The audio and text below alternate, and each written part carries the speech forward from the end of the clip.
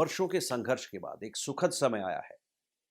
श्री राम के भव्य मंदिर का निर्माण होने जा रहा है और उस निर्माण के साथ ही विश्व हिंदू परिषद ने श्री राम मंदिर निर्माण के लिए निधि समर्पण अभियान की भी शुरुआत की और इसी पर चर्चा करने के लिए हमारे साथ इस समय मौजूद हैं श्री राम जन्मभूमि तीर्थ क्षेत्र न्यास के महासचिव श्री चंपत राय। चंपत जी, बहुत बहुत स्वागत है। ये इतना बड़ा अभियान चलने जा रहा है, इसका लक्ष्य और इसका हेतु ये क्या है? देखो, हम ये सदैव से बोलते आ रहे हैं कि राम इस देश को जोड़ने वाली शक्ति है। राम सब के, सब राम के। अभी हम बोलते थे, आज हम इसको दिखाएंगे कि भगवान राम के मंदिर मंदिर तो एक प्रचलित भाषा है, कानून की भाषा है। मंदिर यानी भगवान का घर। तो मनुष्य अपना घर बनाता है तो कितने चाव से बनाता है, कितना लगन रहती है।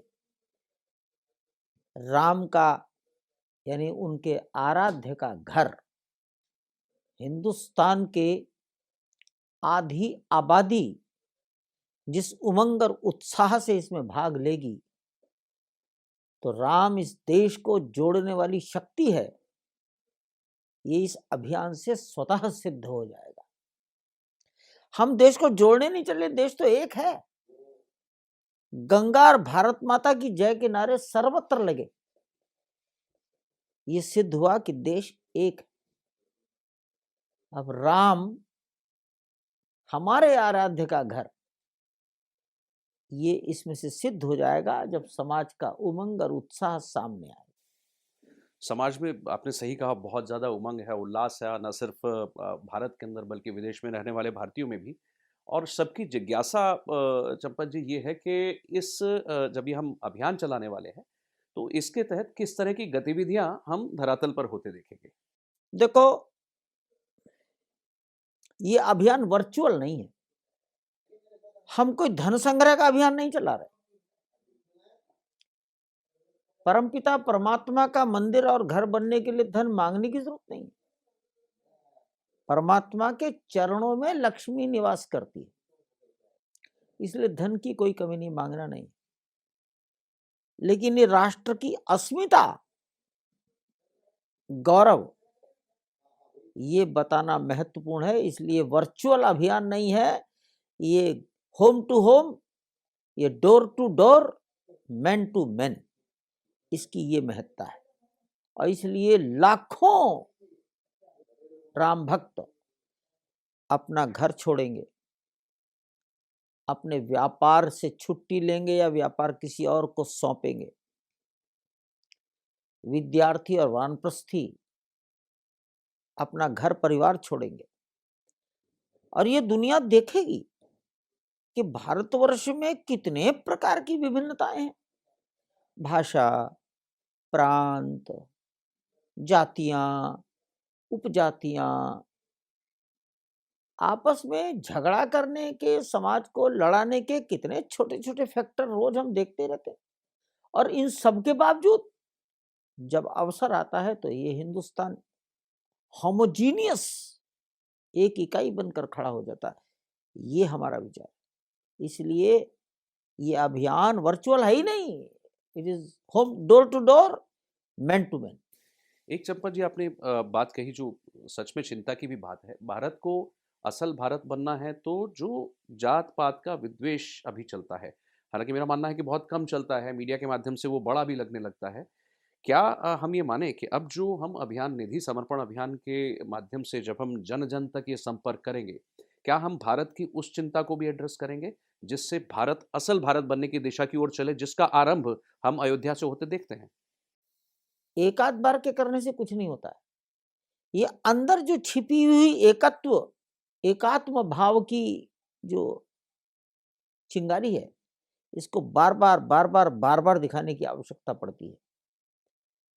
अभी तक जो कुछ हमने अभियान लिए हैं,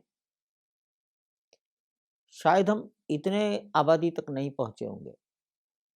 इस अभियान में से ये भी निकल कर आने वाला है कि ये भारत अजीब देश है।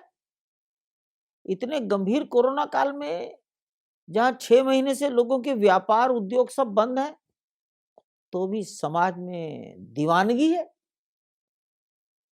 एक दिन आएगा जब समाज से हम पूछ सकेंगे, तुम बताओ इतने कठिन काल में किसी देश ने अपने देश की जनता के साथ इतना बड़ा जनसंपर्क किया हो, और वो भी सरकार के बिना। अंततः सरकार भी संपर्क करती है जब जनगणना होती है। अभी तो कोई जनगणना नहीं है। राजनीतिक दल भी संपर्क करते हैं, बूथ पर करते हैं जब चुनाव होता है। ये चुनाव भी नहीं है। हमारा तो पर्सनल कोई हित ही नहीं है। तो ये जो भारत की आध्यात्मिक शक्ति है, ये जो देश को जोड़ कर रखती है, ये दुनिया के सामने प्रकट हो जाएगा। अ, हम ऐसा मानते हैं जब भव्य मंदिर का निर्माण होगा, और पहले से भी हम श्री अयोध्या जी के लिए भी कहते हैं कि भारत की आध्यात्मिक सामाजिक चिंतन का एक बहुत महत्वपूर्ण केंद्र है, प्रेरणा स्रोत है। ये जो पूरा अभियान है और इसको लेकर के और मंदिर निर्माण तक की प्रक्रिया में उस केंद्र को हम कैसे दुनिया तक पहुंचाएंगे कि भारत की असल आत्मा, उसका असल जो भाव है, वो वहां से तत्व निकल करके पूरे भारत में किस तरह से प्रसार होता है, ये जरा थोड़ा। ये तो ऑटोमेटिकली हो जाएगा। ऐसा कौन सा तत्व है जिसके लिए लाखों लोग अपने घर को छोड़कर काम करेंगे? ये एग्जाम्पल हो जाएगा। ऐसा कौन सा तत्व है जिसके लिए देश के 5 लाख गांवों तक पहुंच जाएंगे, हिंदुस्तान के 4000 वार्डों तक हम पहुंच जाएंगे, देश की आबादी के आधा हिस्सा को हम टच कर देंगे। दूसरा कोई तत्व ही नहीं है। तो इसलिए ये स्वतः ही होने वाला है। चंपा जी, मंदिर की योजना को लेकर मुझे लगता है कि अंतिम प्रारूप उसका बन चुका होगा। थोड़ा विस्तार से मंदिर के बारे में बताएंगे, किस तरह का मंदिर निर्माण होने वाला है, एक कल्पना जिससे हमारे मन में सबके आ सके। जो मंदिर बनाना था उसकी ड्राइंग, उसका मानचित्र 1986-87 में बनाया गया था। तब कोई जमीन हमारे पास नहीं थी, तो जितना संभव था उतना ड्राइंग थी। 270 फीट लंबा, 135 फीट चौड़ा, G+1। परमात्मा की कृपा थी कि अब 70 एकड़ जमीन हो गई, तो विचार हुआ कि इसका आकार भी थोड़ा बढ़ा दिया जाए। आकार बढ़ा दिया, लंबाई 360 फीट हो गई, चौड़ाई 235 फीट हो गई, और ऊंचाई पहले 141 फीट थी, अब 161 फीट हो गई। पहले G+1 था, अब G+2 हो गया। दाएं बाएं 2 मंडप बढ़ा दिए, तो लंबाई की दिशा में पश्चिम से पूर्व की ओर एक मंडप और बढ़ा दिया। जी, मुझे लगता है लगभग ये मानचित्र है जो हम देख रहे हैं। हाँ, ये एक यही है जी। और इस पूरे मंदिर में लगभग 4 लाख क्यूबिक फीट पत्थर लगने की संभावना है। जी। हमारे पास 70 से 75 हजार क्यूबिक फीट पत्थर रेडी है। उस ग्राउंड लेवल से फर्श लगभग 16.5 फीट ऊंचा रहेगा। अर्थात सड़क से कोई आदमी आएगा तो 32 सीढ़ियां चढ़ने के बाद ऊपर जाएगा, तब वो मंदिर के प्लिंथ लेवल पर फर्श पर पहुंचेगा। मंदिर को चारों ओर एक बहुत विशाल परकोटे से कवर किया जाएगा। परकोटा ये मंदिर की उत्तर भारतीय भाषा है। कहीं कहीं इस परकोटे को प्राकार भी बोलते हैं। आप लोग इसे सिक्योरिटी वॉल भी कह सकते हो, कोई बाउंड्री वॉल कहेगा। मंदिर की शब्दावली में ये परकोटा है। ये और भी अधिक बड़े एरिया में बनेगा। 70 एकड़ भूमि का सर्वांगीण विकास करेंगे। उसमें भारत को संजोने की योजनाएं दिमाग में लोगों की चल रही हैं।